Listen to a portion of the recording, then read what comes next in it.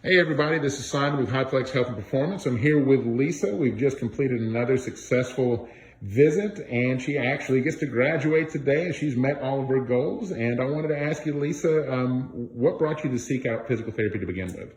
I had a meniscus tear in my knee and had surgery. Okay. How would you explain your experience to this point as far as with physical therapy with HyFlex?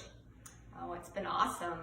I like the one-on-one. I like that they come to my home, and I like the time that Simon took with me. It wasn't just your 15 or 30-minute sessions like it would be somewhere else. Some days we would work an hour and a half, 2 hours. Very well. Any advice you'd give to anyone that went down the same path that you went through in regards to physical therapy? Oh, I would do it. I've been very happy with my results, and I'm back to almost 100%. Awesome. Well, Lisa, thank you so much for trusting us with your care, and we wish you the best.